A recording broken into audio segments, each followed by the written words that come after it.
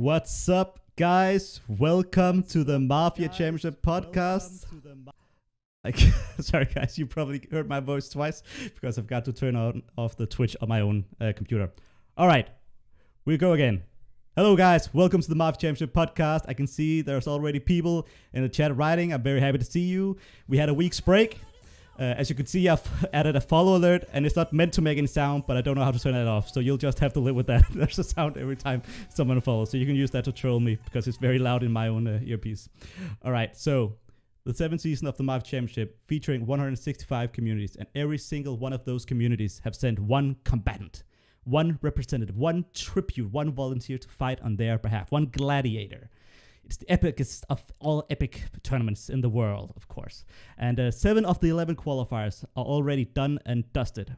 Right now, we have Game 7 still ongoing, and we have 2 games starting tomorrow. So we're almost nearing the end, but not quite. Still a lot of qualify action to go. And actually, as some of you probably know, a whole lot has happened in just the last 24 hours. We had both Game 5 and Game 8 end in 2 very different, equally dramatic ways, so to say. Game 8 ended in Milo with 4 players left, with the win going to the Mafia. And Game 5 ended with a draw.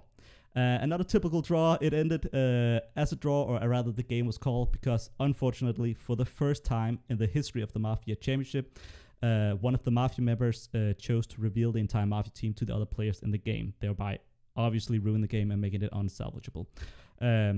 That's like such a pity. It was a very good game, but what I'm glad about is how the players themselves have reacted, and the love they have for each other already. Like, they've already made bonds, and that is the ultimate goal of the Mafia Championship, is to make bonds and make new friends, and that has happened. And they're already talking about a new reunion game. Alyssa has volunteered to host that for them. I certainly hope they go through with that. And what's going to end up happening is that they will not re-rent the game, because there aren't enough players interested in doing that, because it is quite a big task to play these games. It's very exhausting, so they're not up for that right away, and I can understand that. I probably wouldn't have voted that myself. So what they're gonna do is make the best of the situation. They played 2.5 days or something, at least more than 2 days, and they're just gonna vote based on what they've seen so far. And in a way, this will be an interesting experiment, because it should avoid the votes being MVP oriented, because there wasn't an actual winner. So they've played for 2 days, and it's just based on like the thought process they saw from the fellow players, what they want to play with those skins. So it's going to be actually interesting to see how these votes shape out, I think. So I guess there can be some positives taken from this. All right. We're not going to be talking more about that, because I will investigate the possibility of doing a podcast with those guys. You may be wondering, why are we jumping ahead to Game 4? What happened with Game 3? Well, it's very simple. Only fighter from that game wanted to appear on a podcast, so that's not enough for a podcast. So that's a shame. But we'll be doing a Game 4 podcast, and next week we'll be doing, hopefully, a Game 5 and a Game 6 podcast on Saturday and Sunday. So both days during that weekend. Make sure you check in for that. All right, so Game 4, you guys can unmute yourselves. These are the guys you guys want to hear from. Again, quick shout out to the chat. You guys can ask questions if you want along the way to me, or I imagine you'd rather want to ask questions to these guys. And I'll try to see your questions and post them to these guys. So, introductions. Let's start with the host of the game, because for the first time we actually have the host of the qualifier with us, LanMisa. Welcome. Welcome. You? I'm glad that you have me here today. We're happy to have you here, and you joined on very late notice, so I'm extra happy. Can you just tell us a bit about yourself and how you wound up on Mafia Universe? Well, hi there. I'm LanMisa, the person with the most manliest user picture in the whole of MU. Well, how did I end up here? That's a good question. Let's say around 2018, like 2 years ago, I got bored at work, and I read through the Paradox Interactive forum, looking at stuff, looking at Mafia games, and then noticing that apparently there's a Mafia Championship going on.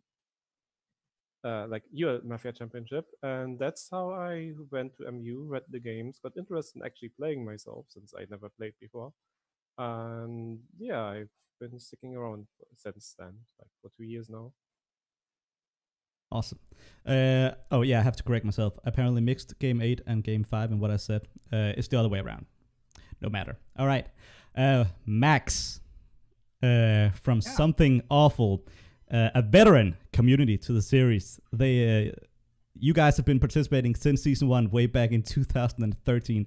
I surprise myself every time I hear myself say that out loud, that it's been going for so many years. And you're actually also a veteran of that community. So how come it took you so long to get here? And also just generally, feel free to introduce yourself. Yeah, hi, I'm Max on that community and here as well. Yeah, so I think when we first got the invitation, I was probably on hiatus at that time if it was 2013 because I was going through grad school. But I do know that the community in general has a tendency towards being funny, and so initially they might have sent people who stretch the definition of champion. But for myself, I've been on there since 2007 and have enjoyed mostly sticking around and playing Mafia just as in the background of most of my life. So it's good. Like I said in my profile, I do like playing Villager, vanilla Villager most of the time. It lets me just type as much as I want to and not really worry too much. For fun, I'll add some context here to Something Awful, and touching on what you said, because in season 1, Something Awful were represented by 2 different players, 2 very different representatives, one of which advanced to the finale and did very well in both his games, won both his games, first as a Mafia and then as a Town. A quite aggressive player, but definitely with a unique style, and has also since played in a reunion game. The other player chose to actually cheat and did what is now known as a Flow Omega, which is other players from their community participated on the same account. They multi-accounted, or high-thread as some call it. And I guess because it was season 1, we hadn't really had well-established rules for how to deal with this, and because the other representative did represent the community well, you guys were invited back. But it's interesting because nowadays that probably would have gotten your community banned from the series. Yes. But so I'm very happy to see that you have had very good representatives, and I think also a very good representative this season. So I was very glad to have you play. Moving on to Reddit. If am I pronouncing that right? You can correct me if I'm not. And feel free to introduce yourself. I usually say it Arete. I'm not sure if that's strictly speaking the correct pronunciation of the word my username is based on.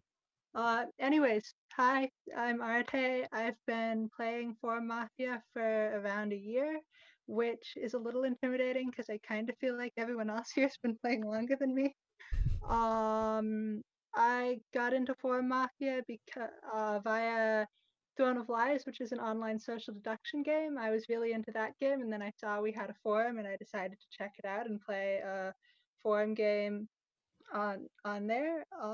And I wound up as my community's rep actually because Orange was the one who nominated me, which is kind of funny.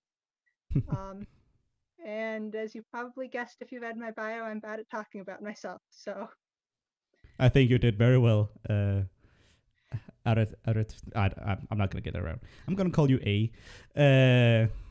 And you did very well. By the way, I'm gonna try. Arete, how did you say? Arete. Arete. All right. Sorry. Arete earned 24 points, which means a 4th place finish in her game. So very impressive. Orange and Black 5 also did quite well. Feel free to introduce yourself. Hi, yeah. So I'm known as Orange and Black 5, 20-year-old electrical engineering student at the University of Michigan. Been playing Mafia for 6 years now or so. I got my start originally through Town of Salem, technically, in terms of like actually branching out beyond the party game. So I became involved with the Town of Salem forums, a lot of suggestions and stuff to the developers of that game. Eventually got roped into FM there, and then split off to Throne of Lies when they started their new community back in 2017. Was a second place candidate and almost made it to the Mafia Championships in season 4. Ended up being the Throne of Lies representative in season 5, where I lost to Shakespeare, the Liars Club representative. And then now here I am a couple years later trying to kind of follow that up. So I'm the Liars Club rep for this year's championship somehow. And I'm already off to a great start, ruining our 100% win rate. So see but where we can take things from here. But earning nonetheless a second place and thereby an automatic spot in the semifinals, of which there will be 3 this year for the first time. Something which is maybe partially a result of Shakespeare's constructive criticisms in the past. That's an interesting way of putting it, but we love the man. Yes. All right, so away with the introductions. Let's because I've already referenced the results, and let me just actually summarize those because it's been some time.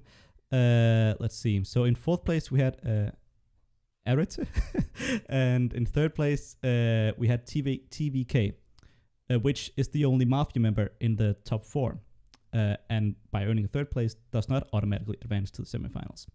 And then we have Orange and Black in 2nd place, and we have John Carlos for 1st place, who got mislynched on the very last day.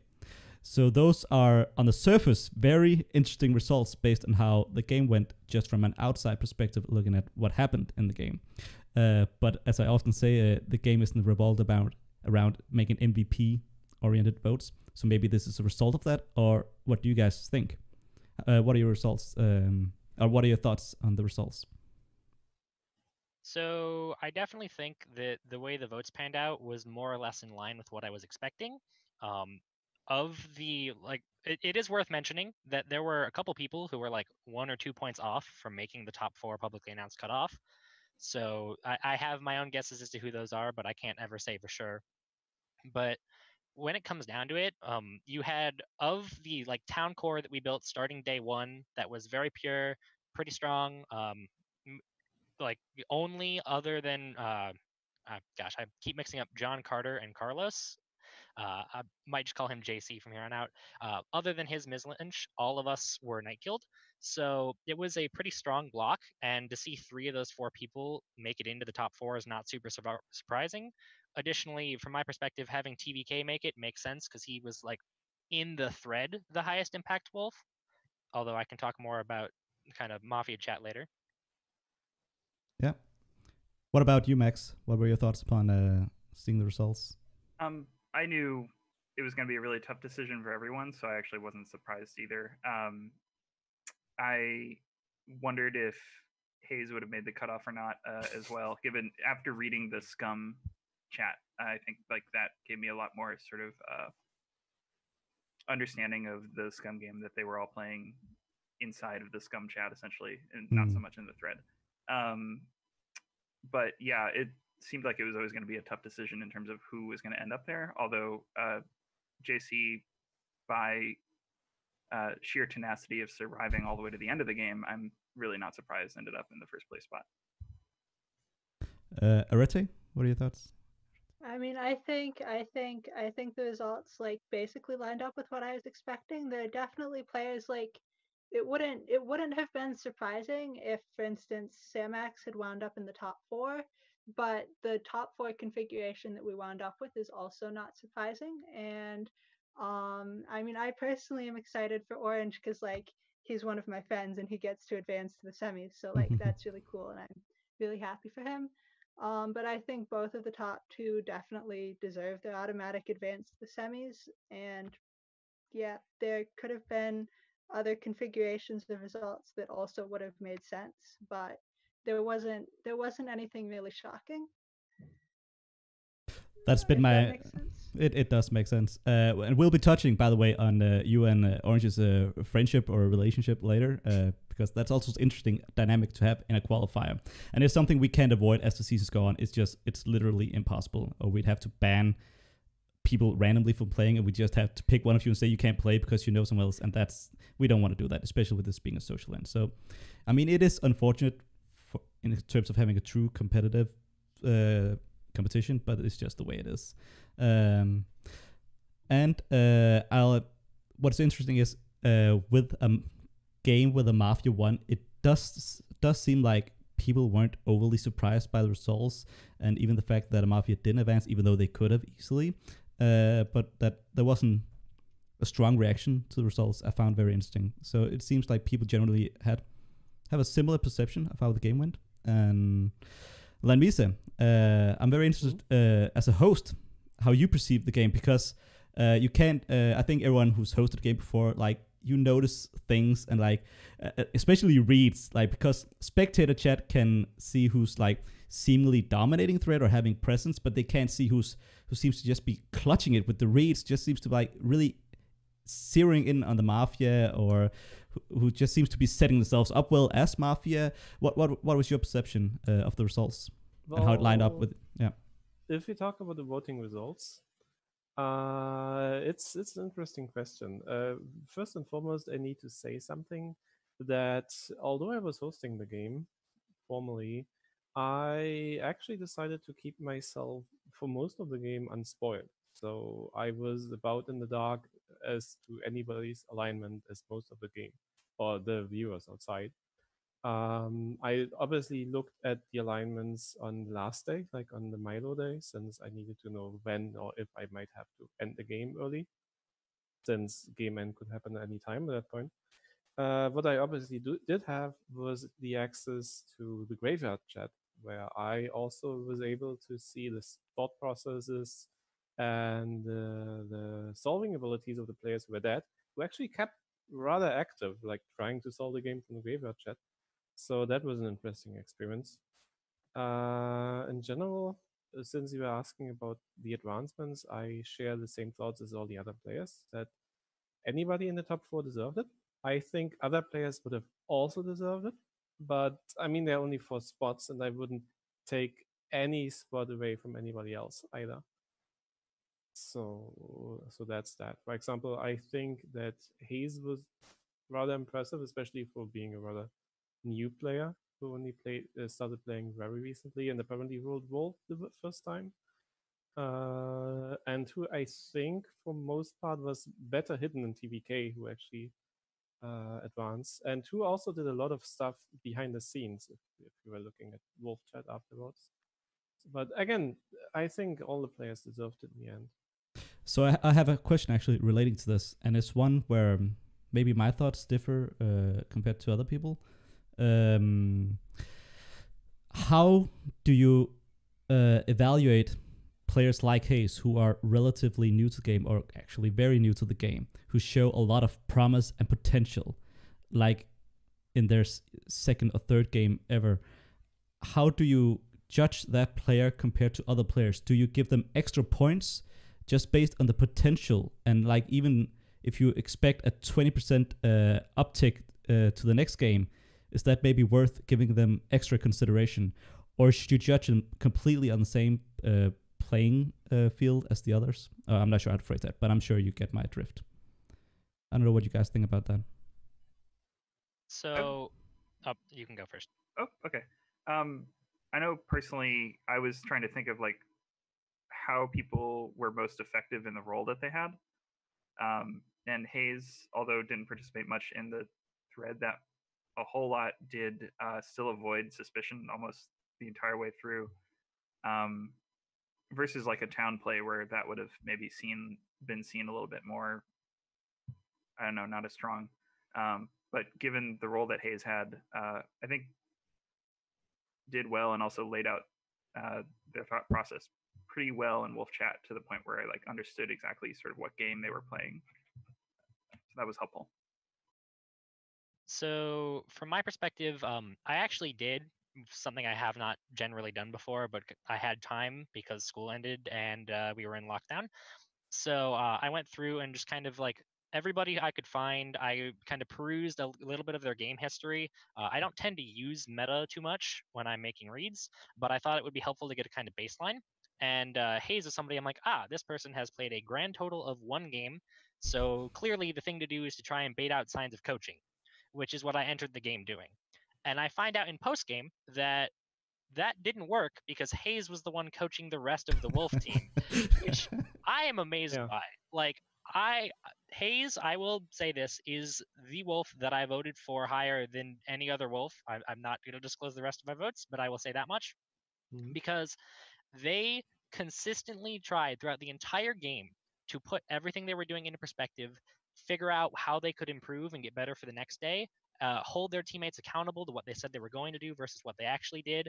And like, I am blown away, absolutely blown away by what Hayes was able to accomplish over the course of that game. And there's no doubt in my mind that they would be as good of a pick as any to advance, despite the fact that it is their second game, just by virtue of the fact that they put so much effort and time into looking at how can I do better on the next day. Like, I value the heck out of that kind of improvement focused mindset. And that is something that I was really happy to see, even if it completely fooled me in the moment. That is close to my thoughts on the matter as well. Like, first of all, I think we're all very impressed with Hayes, but like, there's both the potential for even better play the next time because they're still new and developing so much, and you can see it happening real time. And there's also so much new player enthusiasm, and sometimes that doesn't work out well. But in this case, it was an example of you can see they are hungry to learn, they're hungry to play, and they just dip their toes into this, and that's very inspiring to see. I definitely think them getting more comfortable with like being in the main thread over the course of the game definitely helped out. And even if some of the things that like really helped keep them under the radar were kind of accidents, like voting a scum member at the very last moment to bring the wagon up to almost but not quite a tie is something that like all the rest of us pointed at as like, why would scum ever do that all game? And they were there in Wolf chat apologizing for doing it when that was like the thing that got them to the end.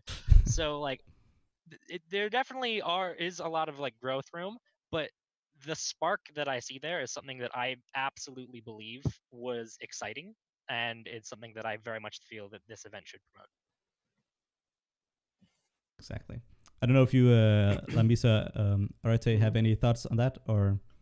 Well, in a similar way, yes. I also, the thing is, when I first entered the Wolf chat, which again was on the last day, and I was able to read what happened there. I was kind of impressed by his work. When I was reading the game again, I was unspoiled. There was something like the vote that everybody in the game ended up clearing them for. I personally found strange the way it happened, which is also something I said after the game. But still, I think, well, fortunately, I didn't have to do any voting, since that would have been really difficult after the game, I have to say. Since a lot of players were playing rather well and on a similar-ish levels, so comparing who's better than who was quite difficult. Again, I can't say whether it's a bonus or not, but I found his play rather well, so I wouldn't have given him points for being a young player or a new player, but for being a good player. So that question doesn't really apply to me. In that case, if I would have given him a bonus for being new, I just thought he was good at what he was doing. Yeah. Independently of how much experience he had so far. Yeah. Both are very valid stances. All right. My wife just walked in and gave me some cookies. Ooh, you should see. Very good. I'm jealous. It's very good cookies. Can recommend. All right. So time to talk more about Game 4. One of the reasons I also wanted to have you guys talk a bit about Hayes is because we don't have a Mafia present to talk about their respective. So I think it's healthy to also talk a bit about their game. And we will also be talking more about their game because one of the two main talking points that that me and LanMisa have prepared for this podcast is one, the buzzing that occurred and which led to Scare getting lynched. And two, Milo and lynching in Milo. That is with 6 players left, not going for a no lynch, which would lead to the Mafia having to kill one player, removing one player from the suspect pool. And interestingly, you guys were in the first game, as we've now seen to do this. The also completed game also chose not to no lynch. So I want to get your guys' thoughts on that. Let's start with the buzzing. But it seemed to play a very big part in the course of the game, and in clearing certain players and maybe throwing off the town until the end. What are your guys' thoughts on what happened there and how it impacted the game? And I mean, when I look at the bus, that pretty much completely threw off all my Vs. Like if I look at my Vd list on day one, and I compare that to my Vd list the day after the scare flip, the second Vd list is a lot worse because I just assumed that Mafia wouldn't bus on day one, and in fact they were busing on day one.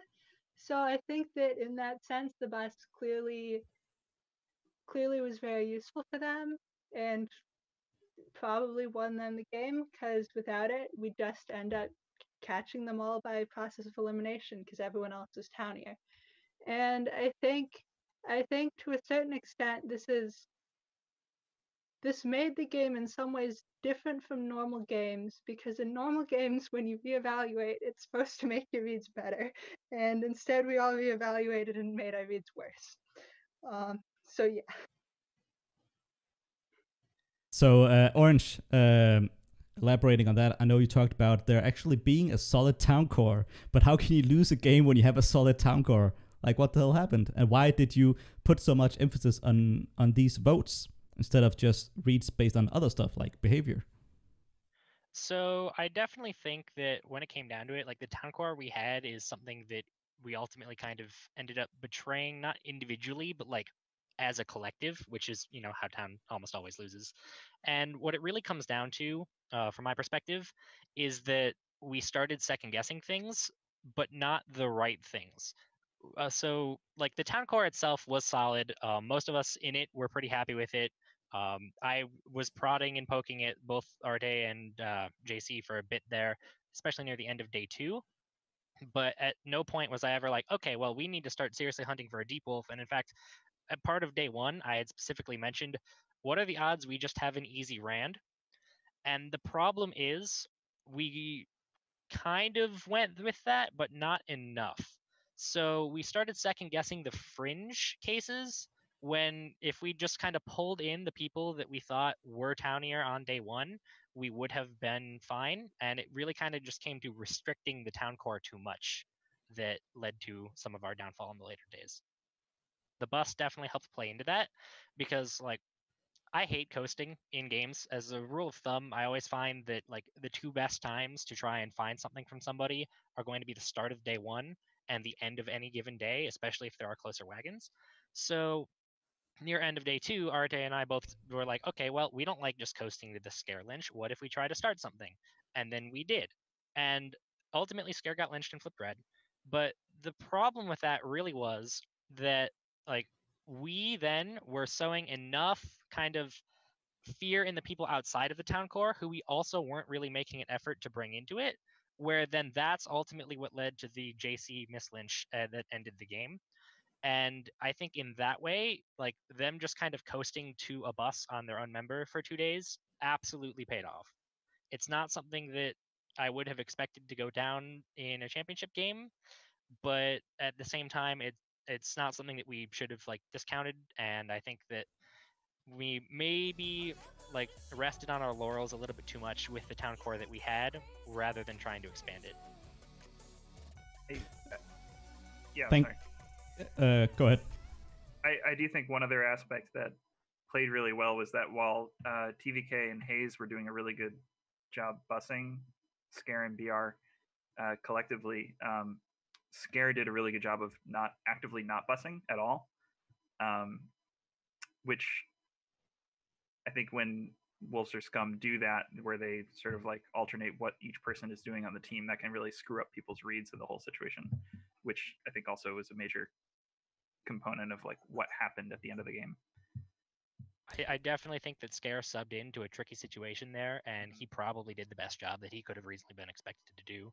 He did, yeah. It's kind of a shame that he's not here with us. He was one of the people who had been in talks to be on the podcast, but like for the position that he was in, subbing into a slot that was literally like top lynch almost the entirety of day 1 and almost the entirety of day 2 up until that point, like to be able to kind of throw people off just enough without actively like dropping enough hints was definitely very, very useful for the scum team. I have to address what's happening in Twitch chat. So some of you guys maybe heard at the start of the podcast, I added a new follow alert. So that's a pre-marriage thingy, yes, dancing on the screen every time there's a follow with some music to it. So thanks to Portal Gummy for the follow. And thanks to Clone Cheese for the follow. I'm gonna find out how to turn off the sound for the next one. Touching on what you guys said, Orange and Black. I find this happens a lot in games, and I guess it's just Mafia, but can you touch more, or can any of you other guys? Thanks to Suicide for the follow. Alright, I'm gonna turn this off. This is impossible. See, we don't have to deal with hearing or seeing this. Yeah. So we're all in the clear. Yeah, you're all in the clear. But I think the chat also gets the sound. Yeah, but I can't. I still see it since I'm. You made. Chat, so. Yeah, you probably see it on Twitch. All right, so I removed that. Thanks for the follows, guys. All right, Orange and Black. So the talk about having a town core and it being sort of small but good, but then there are people outside of that town core not feeling welcomed into the town core, and then they're like out of the solve, and like they can't trust the solve because, well, I'm not in it, so does this make sense? And they start to get paranoid, and that's like where the cracks start to happen. Then just one person town core has to question the other town core's reads, and like it just snowballs from there. Like, can you guys talk more about how to avoid that, or why does it happen in games? Yeah. Oh, sorry. You can finish your thought. No, it's just a situation where like you have those situations, especially as you're nearing the end of the game, where you're like, well, I just have to trust certain people are town, because if those other people are town that are not in agreement with me, then we're screwed anyway, right?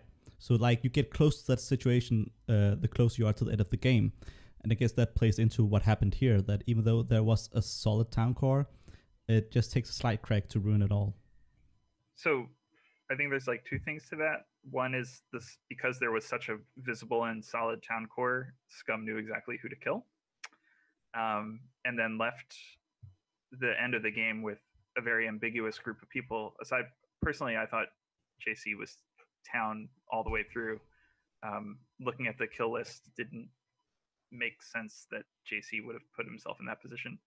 But I do think the choices of who to get rid of during the night phase was like played a big part in how we ended up in that situation.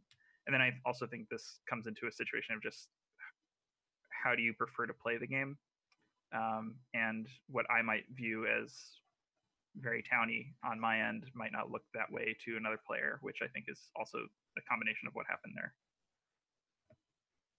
Yeah.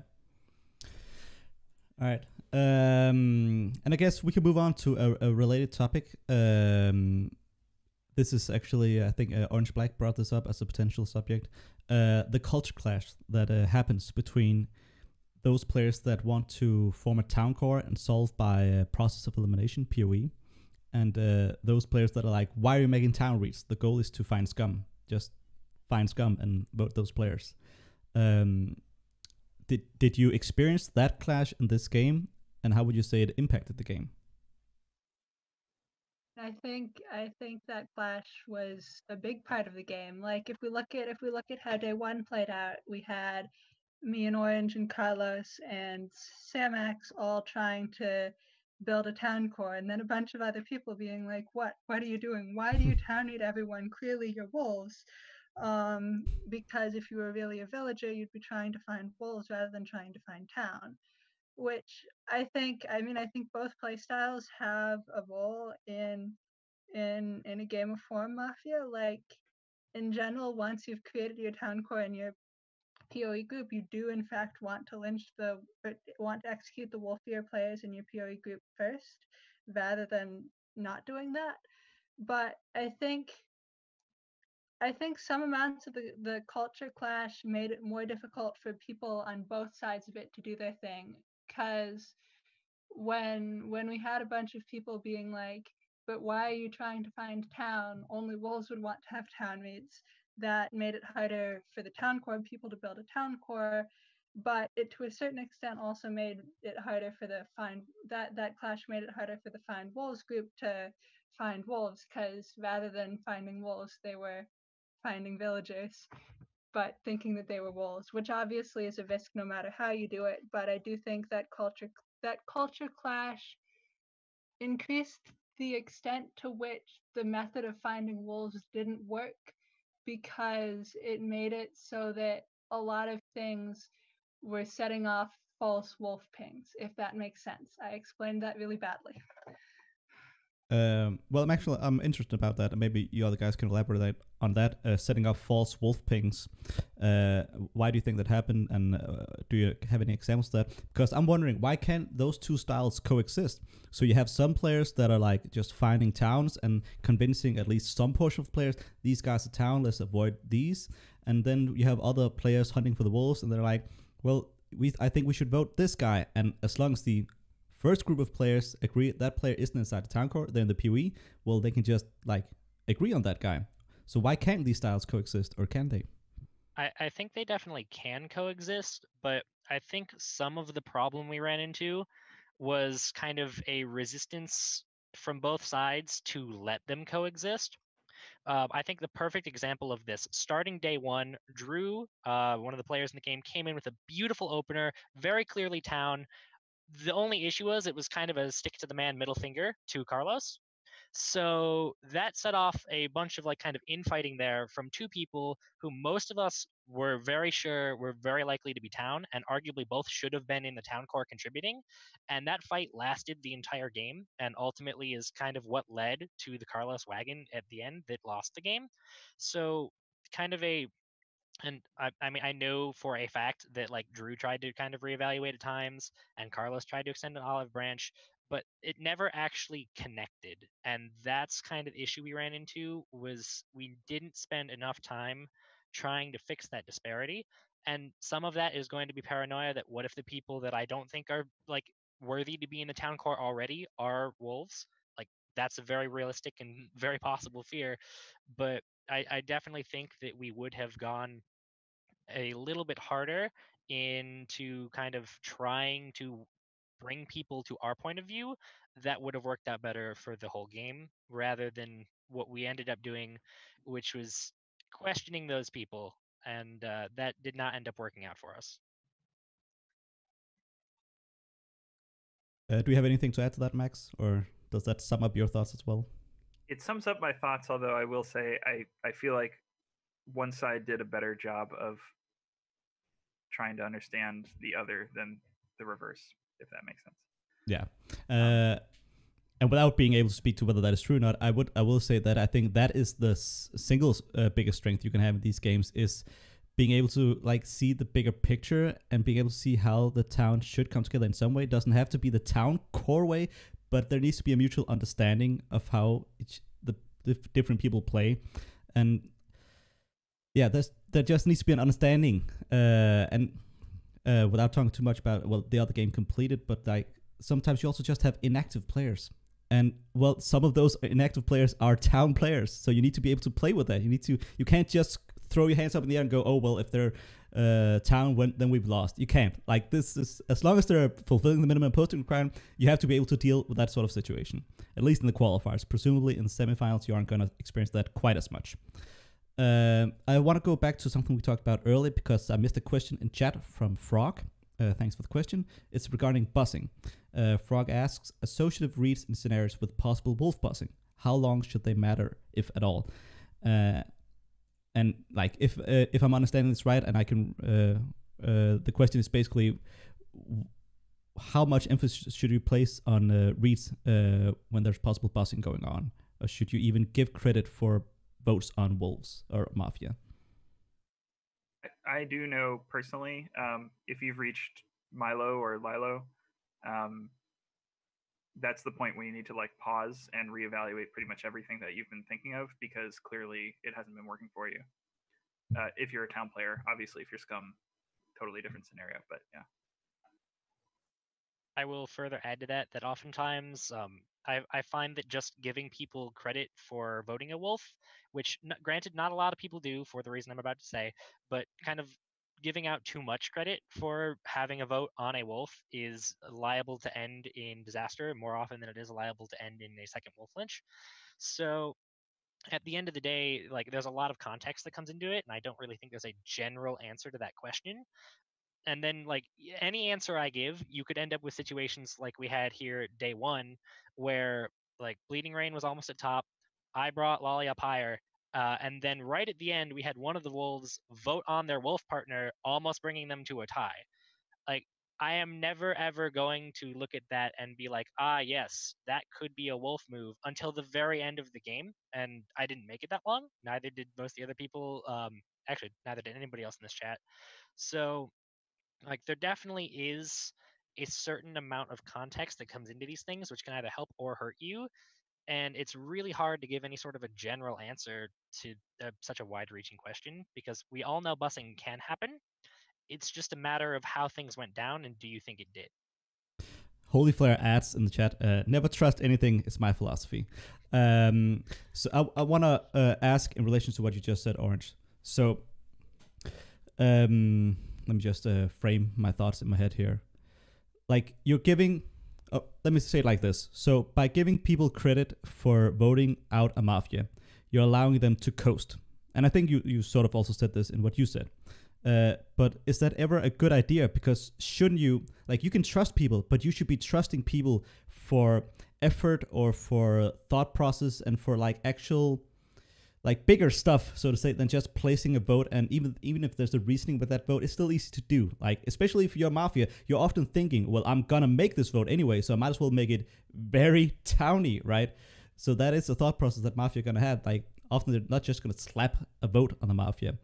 They're gonna make it have some emphasis in some way or another, have some history leading up to the vote being placed itself. So why ever create a situation where you're allowing someone to coast? Because exactly, if you're giving someone credit for voting a wolf, well, then maybe the next day they're not going to do as much, and you're like, well, they're not doing as much, but the last information I have on them is them voting a wolf, so I can't really vote this person, I'm going to vote someone else. Why should you always be in the game state where you're pressuring people to constantly deliver?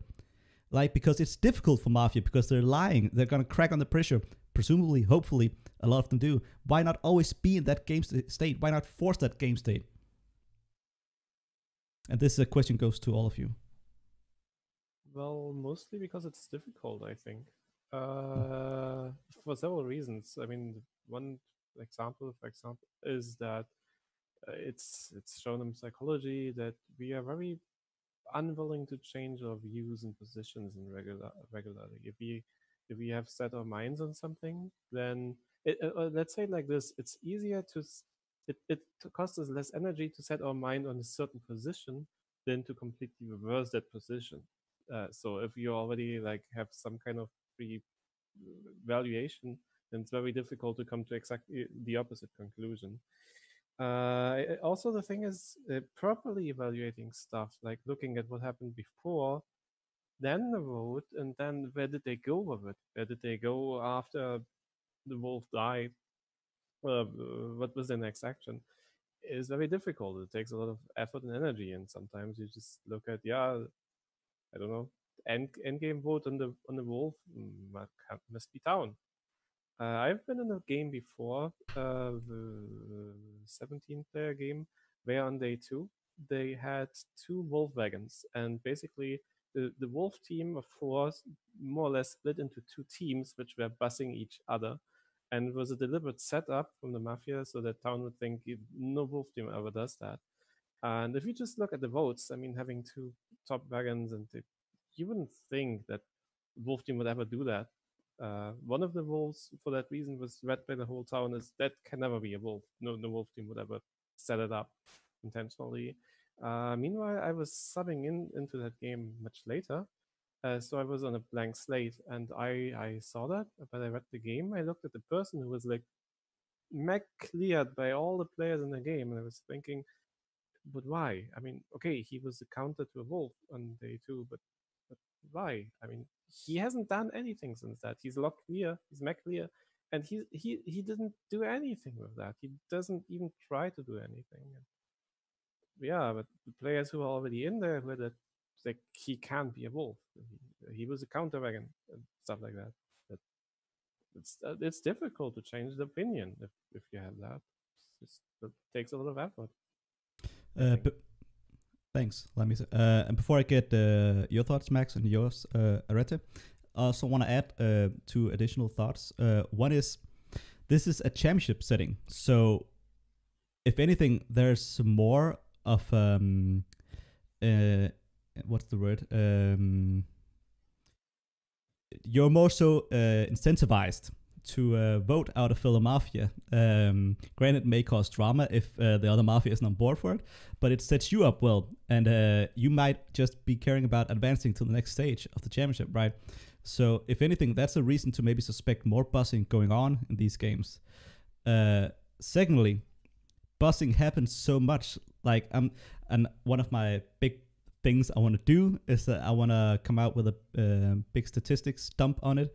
I once did this on a site called 2+2, maybe if you know it, where I looked at 50 games, and in 49 of the 50 games, when a mafia was lynched on day one, that mafia was bust. So it's very rare, especially early in the game, that a mafia can get voted out without help from the mafia. This also plays into my idea about you should always powerwolf, because like you have the control if you take it, in my opinion. But rarely that happens. So why is so much credit being given to these votes? But then also there was another game this season, the epic, what was it, Game 6, where for the first time in a long time that I've seen, a town voted out a mafia, and all the town were on that wagon. There were no mafia on the wagon. So it's just, and that was just a dominant performance. I would also say quite a unique performance. But why ever give votes? Or why ever give credit for a vote? I do think part of it, this might go back to playstyle in general, but coming into this, I tried not to do any research whatsoever on who I was playing with. So I was trying to give credit to people at least, and thinking like they might have a different playstyle than me, so this is something I need to keep and be aware of, that they just might not post a lot as town. That's always possible. Also, in general, I think especially early on, if it's like a day 2 or day 1 scum lunch or scum execution, there's always someone that is sort of a bigger priority in terms of who you want to get rid of before someone that voted for like scum. That doesn't seem like a useful bit of information to sort of go after early on in the game. It sort of gets different later on when obviously a lot of targets are gone too.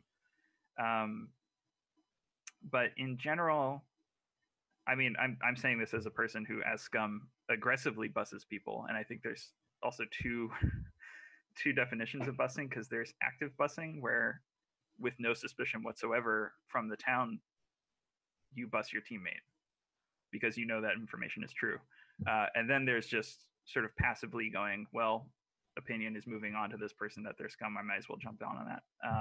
Just sort of like a different mode of doing the busing. But yeah, in general, I think it's looking at the votes, so not just saying I voted for scum, but how did you vote for scum? When did you do it? And did it make sense for you to do it based on what you've said before, is like a big motivation in terms of like figuring out how much credit someone should get for that. Yeah. And what do you think? I know I personally am coming from a cultural context in which people vastly overestimate the presence of busing. Like, they'll look at the person who, in a Vol Madness setup as a joke, red checked a wolf in Lilo, and then be like, clearly that was a bust. There's no other possible explanation for why they would red check this wolf who was in the town core in Lilo. And so I tend to go a little far in the opposite direction to compensate for that by generally assuming that things aren't buses, because usually they aren't. But I do think that's the sort of thing that leads to missing buses when they actually happen. I think in this particular game, the big things that could have been flags that busing had in fact occurred were, I mean, first of all, Exile and Ava flipping green was a pretty big sign from my point of view that passing had occurred, because like I looked at the wagon 15 minutes before end of day with 4 green names in mine.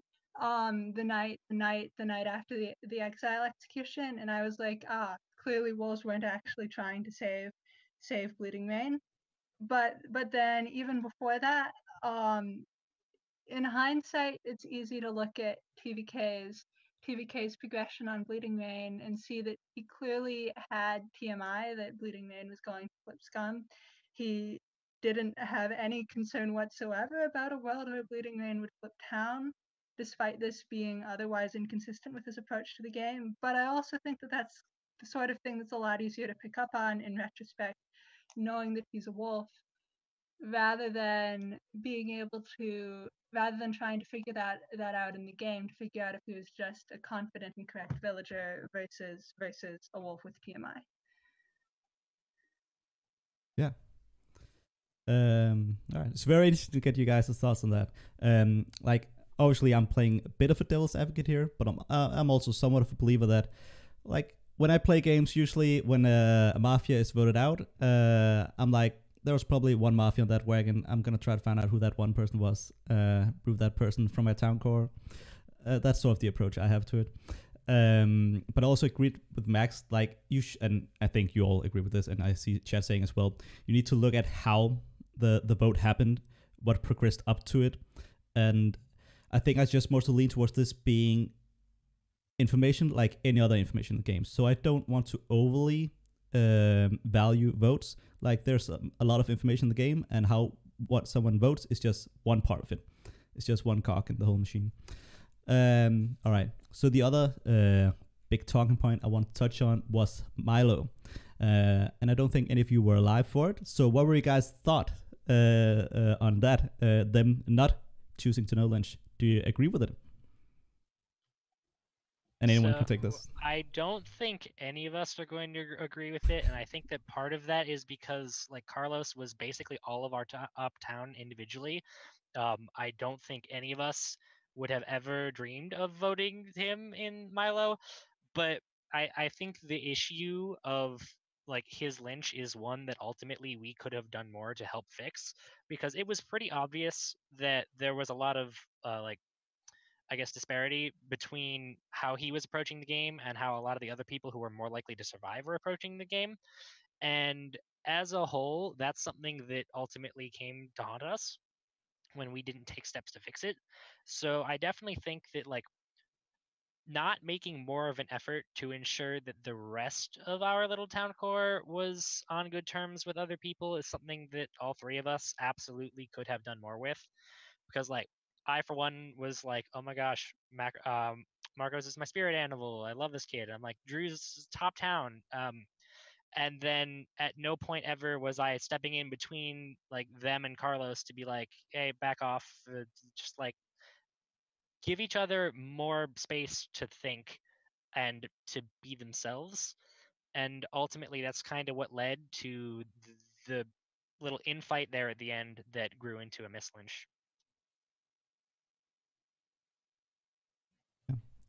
You guys, well, I guess you agree, Max and Arete, that it should that it never should have voted John Carter to begin with, and that they should have chosen to no lynch. I mean, I think they should have chosen to not execute in the Milo day, but I don't think that making that decision would have changed the outcome.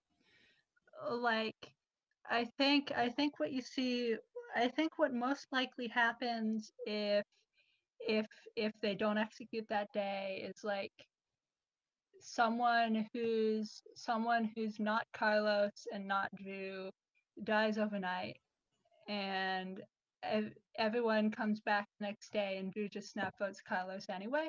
Like, maybe you have a world where Drew and or Carlos manage to be evaluated overnight and realize that the fact that they're not dead pretty much means they're always both town. But I think in most worlds, not executing, even though it's the mathematically optimal play and they should have made it, doesn't actually change the result of the game. It just delays it. I do agree that I think Carlos was gonna go at the end no matter what happened, given the sort of like setup of the board of who was still left alive at the end of that game. I don't agree that they should have done that execution on the last day. I wish they had really waited. I know there's the thought process of like, well, we're removing one more town voice. Why would we do that? But at that point, it didn't seem like anyone had a strong town read on anyone. So you just don't know until you actually make the scum give you a confirmed town voice, essentially. Well, and let me actually ask to that. So even if you did have a strong town read, and it was a read, like typically this wouldn't be a claim or a mechanical thing. You had a strong town read in the group. Is it still the right play to then not no lynch to keep that person, or is it the right play to no lynch to see whether that person still lives to the next day, and might that be suspicious? I definitely think that the only time that it is objectively always correct to like stake everything on a Milo day instead of waiting out until Lilo is when you have a mech clear. Only at that point can you be absolutely certain that that person is going out. So beyond that, I would say that in general, I would choose to put it off, because if they are left alive until then, that is for a reason. And if the Wolves are comfortable with leaving that person until Lilo, that gives them a lot of power as somebody who's mostly clear to be able to make that decision and kind of like reevaluate. For other people, what it really comes down to is not tinfoiling yourself too hard. Like if it's a super awesome Deep Wolf, as you kind of mentioned earlier, there is a point where you need to just kind of be like, okay, if we're all wrong about this thing, then we've already lost. And I think that more often than not, you'll get farther if you kind of listen to those things, provided you haven't had like nagging doubts the whole time.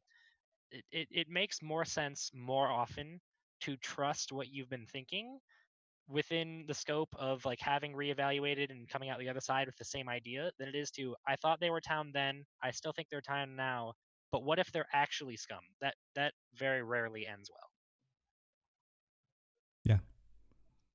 I don't know if you guys want to add anything to that.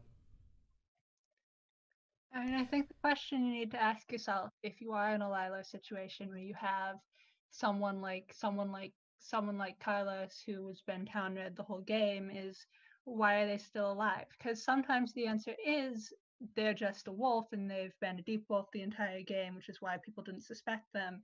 But other times you can look at it and there's an actual answer. Like if you look at Carlos, the actual answer is because while he had been town red, he had also been tinfoiled a lot, and tinfoiled a lot more than the dead players. And the Wolves had systematically been killing off people who town red him. And I think the fact that there's an answer to why is Carlos still alive that's not Carlos as a wolf is in fact indicative of him being a villager in that situation.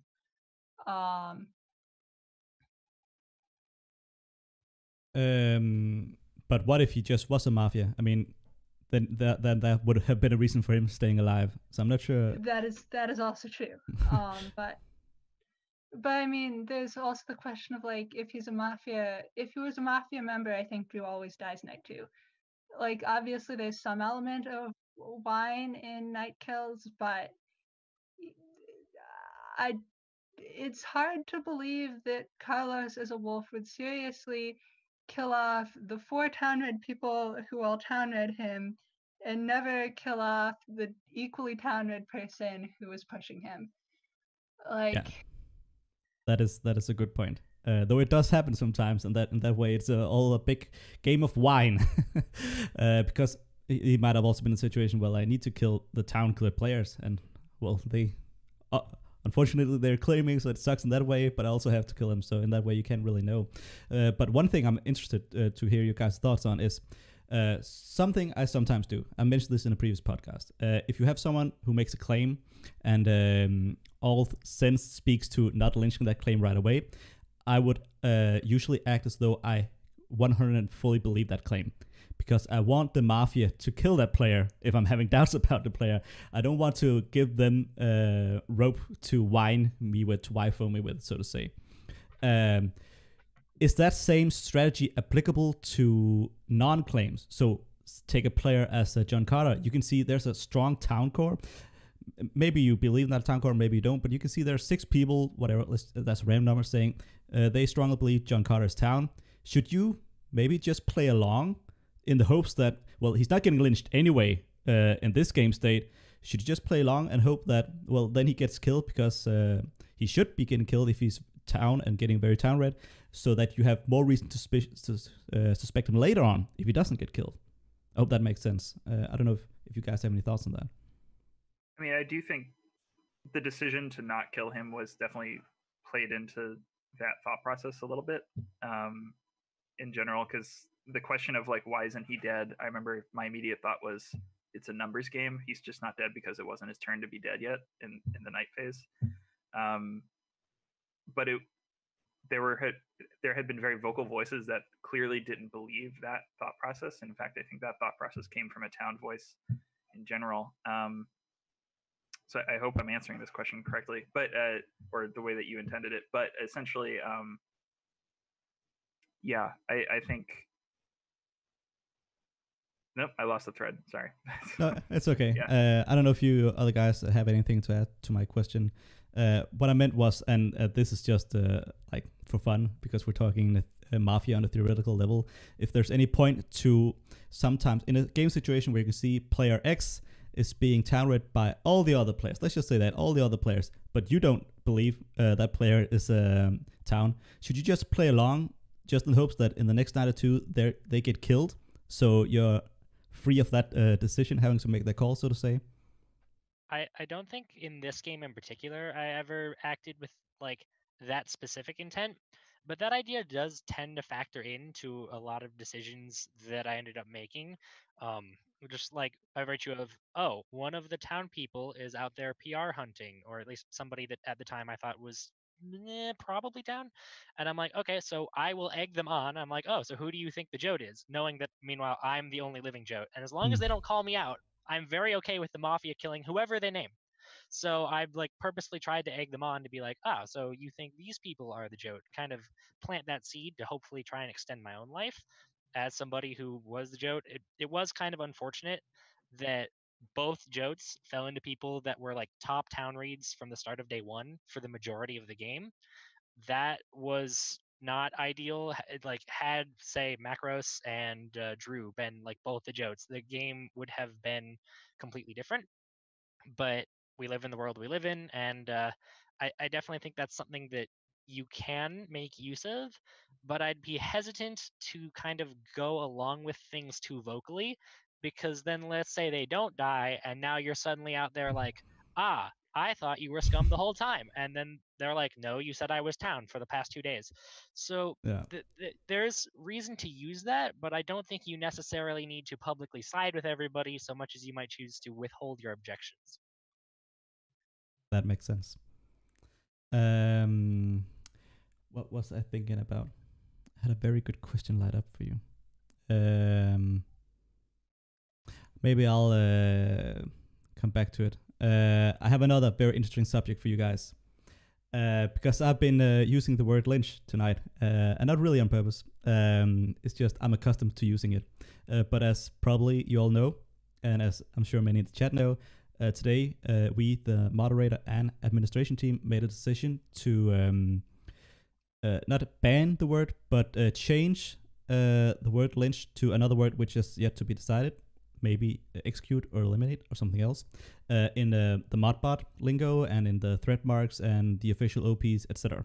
So from now on, or at some point when my case gets to fixing it, it won't say frog is lynched, it'll say frog is executed or something else. I know yeet is very popular. I'm going to veto that. I can already reveal it's not going to be yeet. That's never happening in my life. You'll have to kill me first.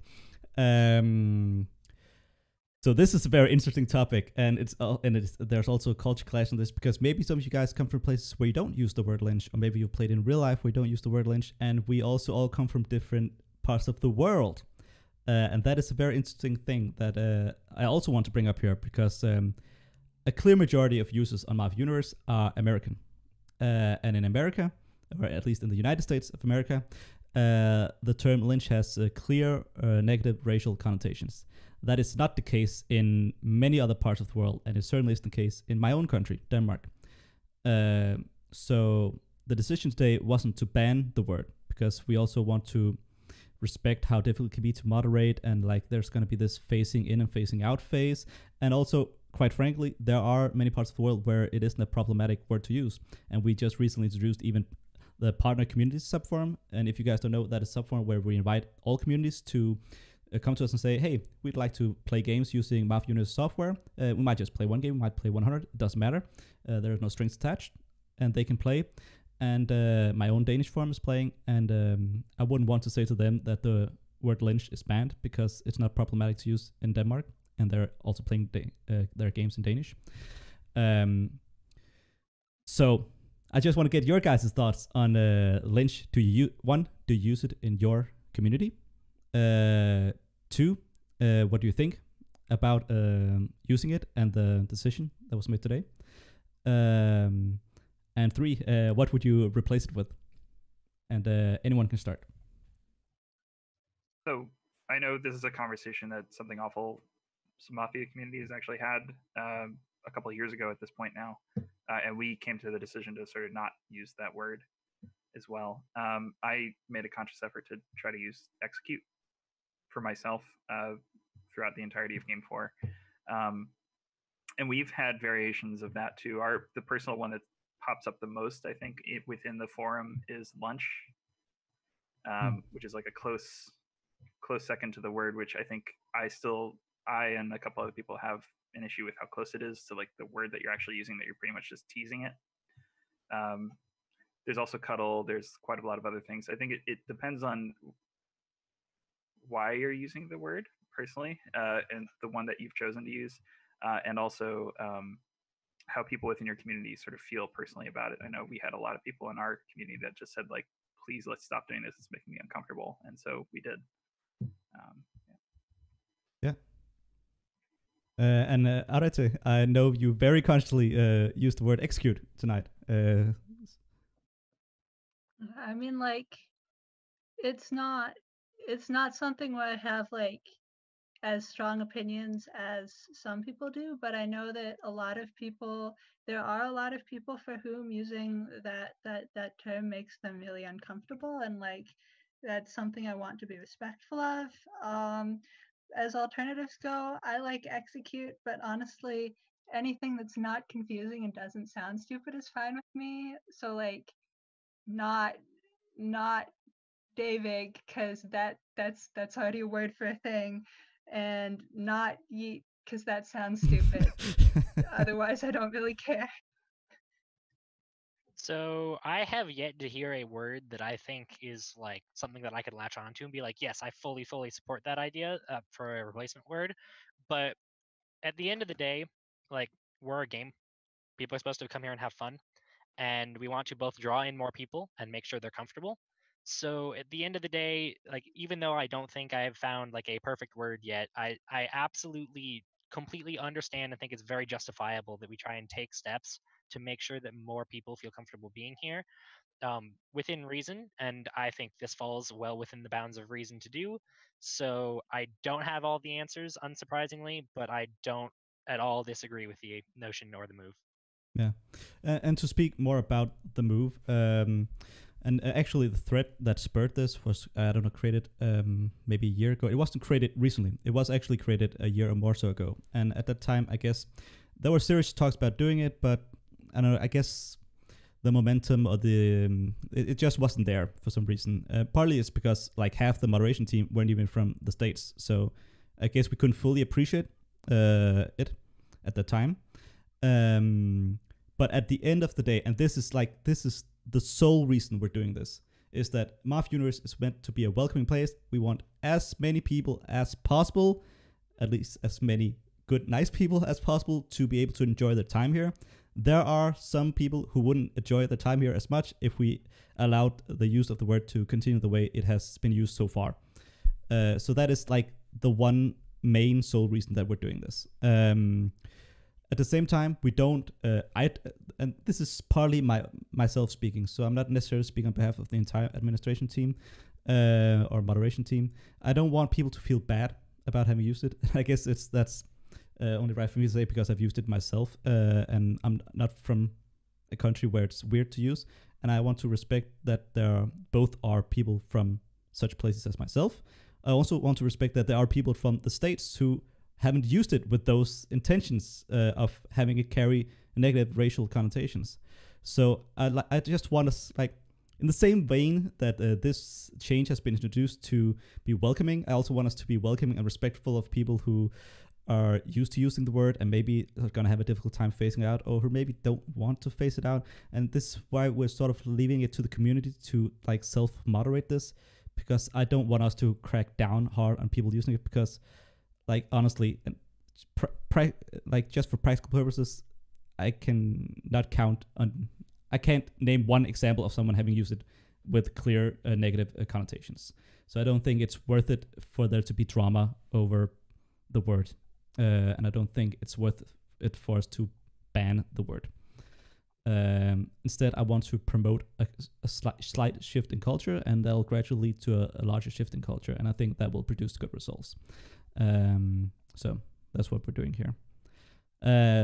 But so speaking of the executes in this game, do you regret any of them? The ones that you were part of. Let's start, because you can't regret lynching Carlos because you weren't there for it. You maybe regret not speaking to your fellow players about please don't lynch Carlos, and like Orange at least mentioned. But the lynch or the execute, sorry, that you were there for. Do you regret any of them, or what was the worst execute you thought? I can say that I think the one that all of us in this chat were there for simultaneously was Lolly. Because I went out after the second one. I mainly regret seeing Orange build a giant case on Lolly and going, cool, problem solved, and then going along with it, because I did think it was a good case, and I did think it was good momentum to have, but at the same time, not pushing any other group. Also, because this is a personal thing coming from a place where majority execution rules are in place and not plurality, which was something I definitely like struggled to get used to in terms of like adjusting my reads. But I did regret, especially because Lolly I think wasn't there at the end of the day, which always sucks a little bit. Mm. So for me personally, I definitely think the elimination that I am the most, I guess, upset at myself about in hindsight is Ava or however you pronounce her name with the 4 A's in a row. Like at the time, I went with the strategy that I still fully believe in, which was lock in super hard on one world in an attempt, because I saw Squire go out night 1 and Max go out night 2, and I'm like, well, I guess I am next. So I'm like, okay, hopefully if we lock in super hard on one world, either it will be right and the game will be solved, or it'll be wrong and the scum will leave me alive because I've been so wrong. And the latter one ended up being the case in terms of rightness or wrongness.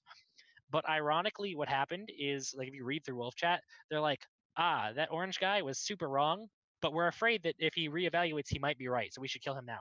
And that ended up leading to my death in a twist of fate that I did not see coming at all. But beyond that, like, looking back at it, she was someone that since day 1, I had been feeling really good about, just like deep in my gut. I felt where she was coming from. So as much as I like understand where I went to kind of turning on her after the way the first 2 days panned out and after Scares Lynch, I definitely think the main thing that I regret over the course of the game is not listening to my early game like reads, my micro reads, the gut reads as much as I normally would. And ultimately her lynch is kind of like the number one point where that went wrong. So that's what I look back on like, I wish I had done something different.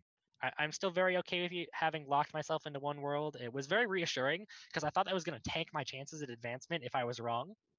It was very reassuring to enter spec chat and have them be like, so we see that you were playing it up to try and survive. And I'm like, I didn't expect anybody would get that, but okay.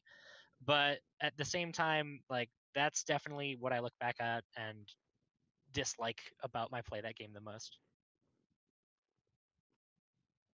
I think the one I probably regret the most is the LanMisa execute, because like I'd been reading her as Tau, and I thought she was probably Tau, and I just didn't really have good reasons for it. And then Orange came in with this really good case, and I was like, clearly I was wrong. This is a really smart case. I was just being dumb this whole time. And I think that that's the one I regret most, because the other two I was wrong. The other two I was there for, I was wrong, but at least I had like I had carefully evaluated all of the evidence and come to the correct conclusion, rather than just being like, yeah, I have this read, but Orange wrote a really good post, so probably he's right and I'm wrong. Ava, I also thought Orange was hypoing a red on her, which is on me for incorrectly reading his very obvious joke sauce. By the way, I'm a big proponent for calling it fail cutes when you miss lynch. Fail cutes. I think that has a ring to it. Thingy TM. But speaking of lynching lollipops and regretting this now, her being AFK, I believe you said, Orange, and that in general, I want to get your thoughts on lynching someone. Let's limit to day 1 and 2, because after some point you can't take it into account anymore. But on days 1 and 2, with the power rolls still alive in a game that is somewhat centered around power rolls, because having those two is quite important for town equity in this setup. Can you do it? Like, how much do you take that into account at lynching someone who's not there to claim if need be? So normally I would be pretty scared of that, but when it comes to Lolly in particular, she had already claimed non-jote, and that was part of the reason that I was like, okay, well, she said she's not going to be here for the rest of the day, but I don't really care. I want to send this anyways. The other part of the reason was not only were they like relatively a safe pick from a PR perspective, they would have had to have specifically lied to being expressly citizen with little reason to do so at this point in the game. It's not like everybody was out there claiming citizen, like where it might not have actually been true. They went out of their way to say it. So at that point in the game, as the slot that I didn't like the most, I was like, okay, well, my second most disliked slot, Bleeding Rain, is up there, top wagon. But I really hate the fact that like the other wagons are both spread out, comprised of people that I generally town read, and scarily, like most scarily, we had Carlos already from day 1 being a strong contender, and I'm like, okay, that's really bad. I don't like that at all, and I figured that Lolly was kind of the place where I could make the most impact in terms of getting a counter wagon going, which worked to my ultimate detriment, but it worked. So when it comes to like PRs, I have been in games before, most notably Hydro Event 2017, where we lynched our cop day 1 because they were AFK, and the rest of the game proceeded to go about as well as you'd expect of Mountainous Balanced for a cop game. So, like, that situation sucks, and you should definitely try to avoid it. But I also think that giving people free passes for not being there and not helping isn't likely to lead to any better games in the long run. So I can very much understand why there'd be some resistance to kind of like just give people free passes for not showing up. I would gonna echo. Oh, sorry, Arete. No, go ahead. You're talking. Okay, sure. I'll echo this and just say that like my very first game of Mafia that I ever played, I wasn't there at the end of the day and got executed, and that has probably haunted me for the entire time that I've been doing this. But one way I personally try to approach these things, especially day 1 in Mafia, is to play it like Survivor and just make sure that it's not me that's going out. At the same time, though, I do find that as time has gone on, I skew more towards just if you're not around at the end of the day, unless there's like a reason that you've said in thread why you're not there, I kind of want to just get rid of that person because they're not going to be contributing too much in my head. That's probably like not a very good thought to have in general. I realize that, but it is just sort of what happens every time I end up playing. So, which is also like one of the main motivators why I was sort of so gung ho on Scare on day 2. Yeah, I don't really worry too much about PR, but that's my own personal failing. Well, not necessarily. Go ahead. If you're not willing to execute people who aren't there at the end of the day, then that's opening you up. That means that wolves have an incentive not to be around at the end of the day, even more than they already do. And I'm not really sure that's something you want to incentivize. Like, I don't really want to make it so that the wolves can just not show up and then, oh, we can't execute them because they might be a PR. Like, yes, probably you should not be running up super PR-ish people right before end of the day when you know they're not going to be there. But, like, you probably shouldn't be running up super PR-ish people anyway. Because, like, and yeah, this does sometimes mean that you'll end up misexecuting a power roll, like I believe that happened in game 1. I could be misremembering, but you can't just give people a free pass for not showing. Yeah, I think most people would probably at least somewhat agree with that. Especially if you have a meta, like if we all agreed now and we gave that advice and said, oh, you should all give free passes, that's not gonna bode out well. It's giving a clear incentive, like you say, Arete, to wolves to not show up. So that's not gonna play out well. But I think in practice, there is some merit to considering it to some degree. Like if you're at the end of the day and you have 2 suspects, one of them isn't there, I'd probably personally go for the other suspect. Especially in a game where, like, I can't, like, you can consider yourself the greatest player, but if there are roles in the game, there are other players to consider. You need those roles. You can't really just count on yourself to bring it home for your team. So you have to consider doing your best to keep those roles alive as well. So it's definitely something to consider. And yeah, as you said in game 1, they did indeed lynch one of the jack of all trades on day 1 while being AFK and actually having asked for a sub. And as we were locating that sub, the lynch happened, and, well, that was the end of that slot story. I remember what I wanted to say earlier, and it's related to this discussion. PRs. I got to thinking about this when you said, Orange, that you were trying to make yourself seem less like a joke by addressing someone in a certain way. And I say this as someone who was once crowned on my side with the award Best PR Hunter. People that talk about roles are way more likely to be roles. That's a free read for everyone on a future Mafia team out there.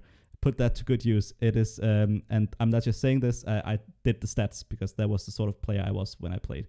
And it's why I'm retired now, because I spent way too goddamn time on games. That's a free read for you out there. All right, so I promised that we would get to this. Arete and Orange Black, you obviously knew each other before this game. So I want to talk about the effect of having players that know each other in the game. And interestingly, we have the perspective of you guys, and we have the perspective of someone like Max, who hadn't played with either of you guys before. And unfortunately, something that happens very, very often is that when we have this situation with you two guys knowing each other, and maybe one more person also knows you, someone like Max, and I don't think this necessarily happened with Max. I didn't follow this game very much, I have to admit. But often players will get the feeling of being alienated or feeling left out or feeling like everyone else knows each other and that they're the only person in this game that is new to the site. And I don't think there's ever been a qualifier where at least not half the game is new to the site or haven't played with anyone else. But like just seeing 2 other players interacting that way can make you feel like, what's happening? This is a very weird dynamic that I'm having to fit into, and they feel out of place and they feel less motivated to play the game. That does actually happen a lot of time. They're run back to the side and like, well, these people all know each other. They all have their own meta. They're all playing a certain way, and I don't fit into that way. While remembering to forget that actually it's very many people playing many different ways. There's not necessarily meta, especially in qualifiers. You can help shape that meta in the game. Is something they forget. So I want to get your perspective, Max. How did you personally experience this? And there's no right or wrong answer. I'm just legitimately curious to hear how you experienced this coming into the game. So I didn't mind it too much. I think the couple of times that it did crop up within the game in any sort of like meaningful context, I just tried to ignore it when it happened. And I feel lucky too because Arete and Orange both did a good job of not just interacting with each other, but also interacting with everyone else. So in general, it just felt like they know each other, and that doesn't really affect the way I was reading anything. And they're also interacting with everyone else outside of the context of them knowing each other too. So it didn't feel inclusive to the, you know, in a way that would have like affected the whole game poorly. So I don't think that worried me too much. The only times I sort of got grumpy about it were when there were like clear in jokes that had no indication that they were an in joke until I had to like ask about it. But then I just kind of went like, oh, okay, and forgot about it right afterwards. And I think I consciously tried to just ignore that stuff in general because I wanted to experience something where there was no meta, essentially. So, as somebody who now has played in 2 champs games, in both of which I rolled PR and had somebody with me that I know pretty well, but can't for the life of me read. I think I have a probably better track record reading Arete than I do EV. But either way, I'm not super confident in my ability to read either of these people, but I'm on pretty good terms with them. It's always been something that I have hated, and I don't like it at all. And I love these people to death, but I do not want to be in a game where nobody else knows each other, and then suddenly we're there trying to like outguess each other. Because without that, a champs game in particular is like very almost it's almost entirely devoid of all of the like prior interactions that you're going to get on any other site you ever play FM. So missing out on that with one person, especially with somebody that you can't read very well, does kind of suck because then you spend the whole game like, but do I trust them or do I not trust them? And luckily in this case, I was able to mostly clear that up relatively, thank you, relatively early on with a play that essentially amounted to stealing a successful scum strategy from season 5 and trying to convince everybody to go with that to see how Arete would react. So that ended up working out, I think, decently well once I got over the fact that they weren't like I was expecting a different reaction from them because most of the time when I'm like super buddy with somebody else in the game, it's another user called Fire Kitten. He and I work together very well when we're both the same alignment, and I was expecting a certain response in line with what he would do and did not get that. So once I got over, okay, wait, this is somebody different. I need to stop expecting Fire and start expecting Arete. I was able to kind of put them into the likely town category and pretty much avoid tinfoiling them for the entire game, especially most importantly on day 3, after they spent the first 2 days specifically trying to not get the wolf lynched. I was able to come in and still be super confident in you are town, to which they were like, I feel like you should be second guessing me here. And I'm like, nah, I got this. So I hate it, but I was able to make it work for me a little bit in this game. So it was arguably more beneficial than season 5, where I was just tinfoiling Eevee the whole time until I died. I think for me, I mean, there was someone else in the game commented early on that I was clearly really nervous. And I think that was true because like Orange is cool, but he's also someone I know is a lot more experienced than me and who I think of as like a really good player. So I was scared that I was going to do badly, and then he judged me for doing badly, which is probably a silly thing to be worried about. Don't worry, we both did badly together. Yeah. I think ideally it would have been nice to not be in a situation where I was with someone that I already knew pretty well, but I also get that these things happen, and there were points where it was kind of nice to have someone where it was like, okay, I know this person and how he plays, he knows me and how I play. We're not going to get bogged down into things that people think are alignment indicative, but that are really just playstyle differences because we're both fairly familiar with each other's playstyles. Orange actually really threw me this game because he was playing completely differently from how he normally plays, and I didn't know what to make of it because I wasn't sure if he was just playing differently or if it was because he was a wolf.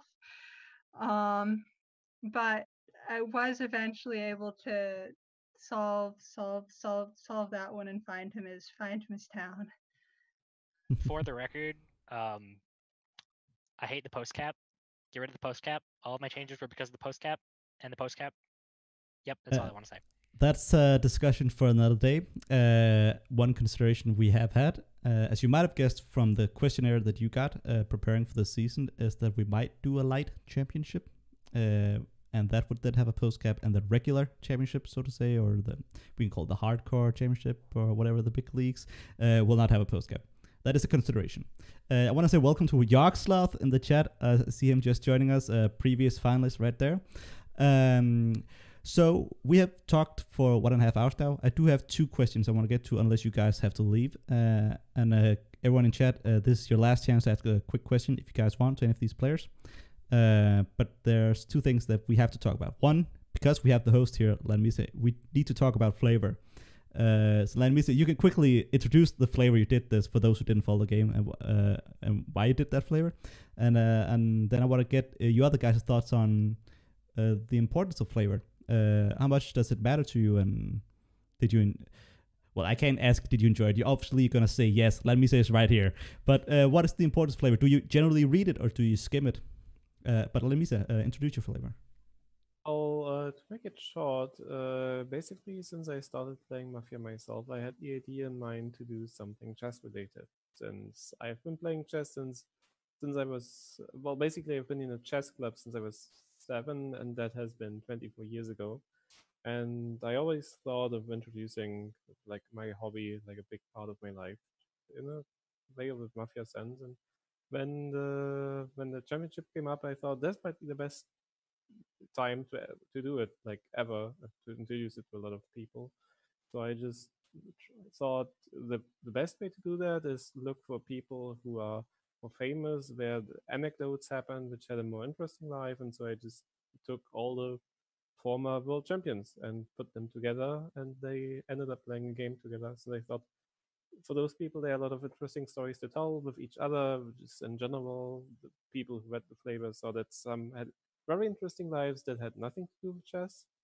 So I just ended up writing it. But I definitely did underestimate, since I've never done flavor before this game, is how much effort it takes to writing some stuff. For example, after the game, like the last few things with the Carlos Miss Lynch and the endgame stuff, that took me over 6 hours to write, which is a long time for basically 2 wall posts, and it does get exhausting at some times. And also, I really should do more pre-writing, since the early Lynch and Eva was pretty bad for me, since I had to write a lot of flavor in a very short amount of time because of that.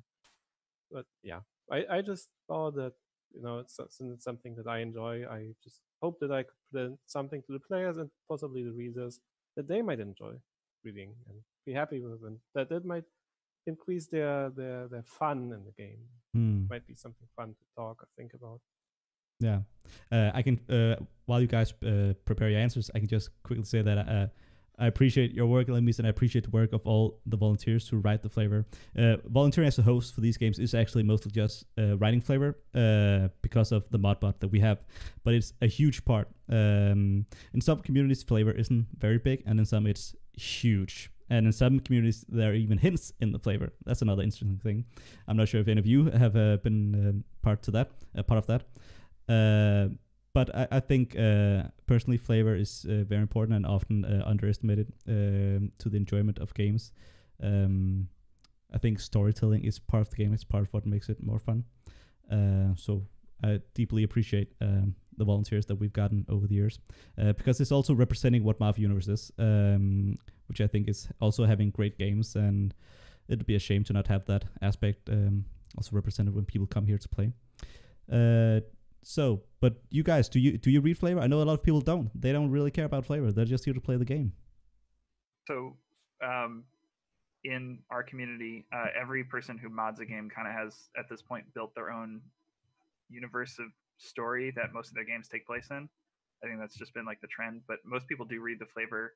There's a couple mods who actively do put hints that you can sort of pull out about the mechanics of the game that they're running in the flavor itself, so you do need to pay attention. I just kind of like it as a framing mechanic, and usually it's also just a good way to get conversation going on the day one right at the beginning too. And I did really appreciate the chess theme, mainly because I do like chess stories, and watch breakdowns of chess matches in general. So this was fun. Glad to hear that.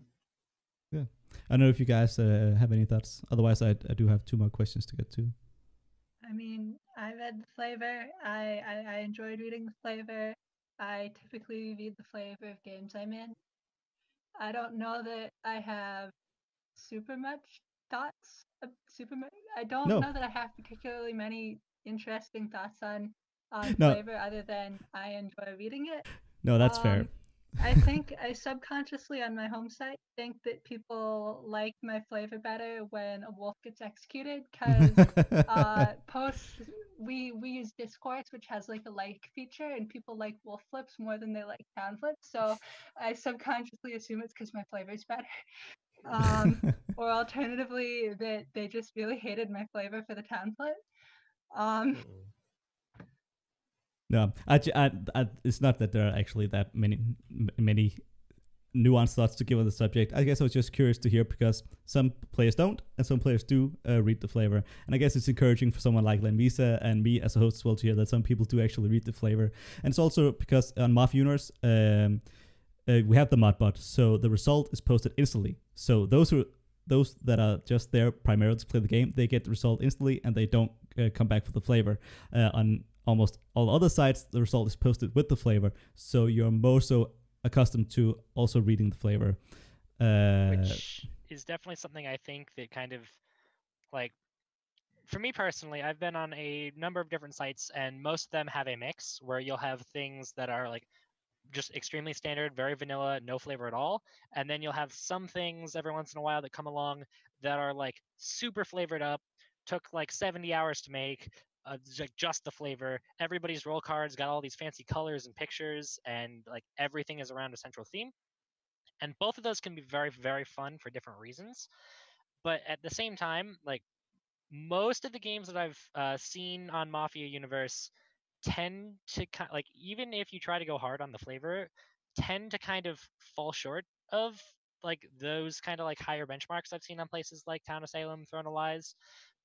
But by virtue of the mod bot kind of like making everything feel standard from game to game, it's a lot harder to get like individuality in there when all of your flips are a one-line red or green name.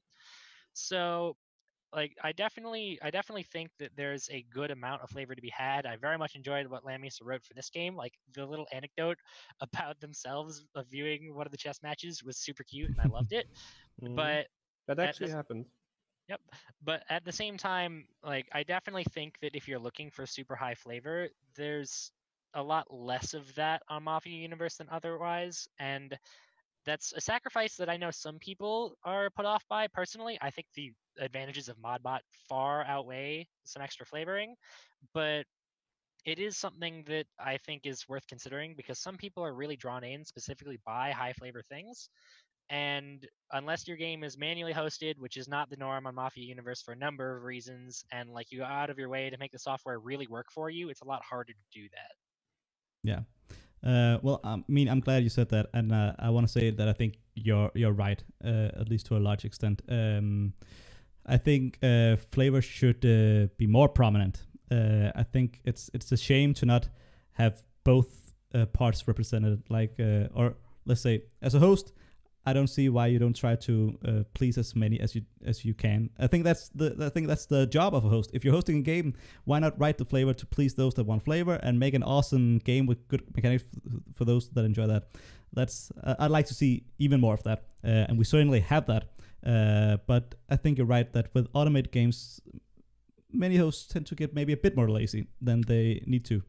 By the way, I have a small thing to add that I forgot earlier, since it also fits into the context of the other discussion that we had earlier. Something that I didn't realize is that even in flavor, you can actually tread on some landmines.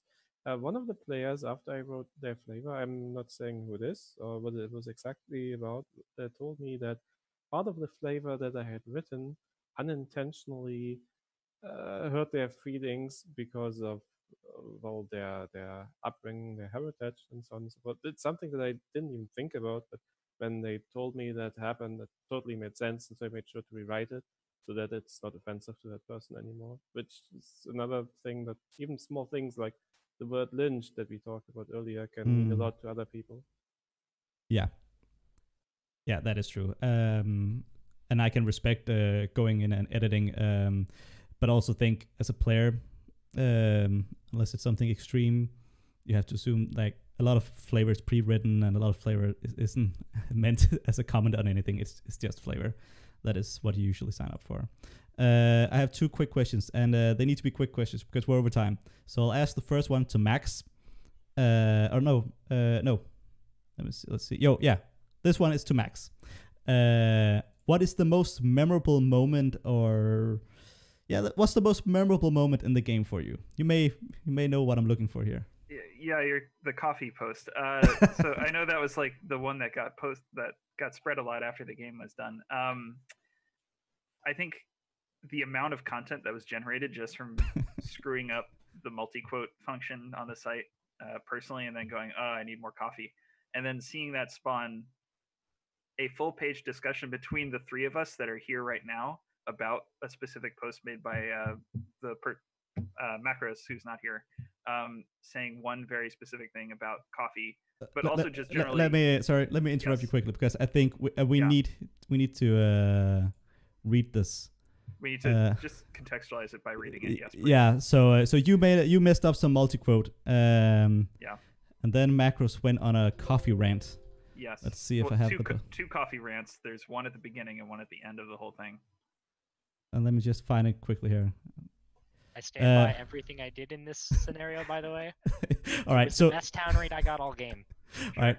So Macros, and I quote him here: "I literally do not like people who say they need coffee to function. That makes you an addict. The same jacks who say that will sneer and look down their noses at someone who have an alcohol, gambling, drugs, whatever problem. If you need something to function, you're an addict. If you don't need it to function, you're just someone who loves to make a scene and pretend coffee is your everything.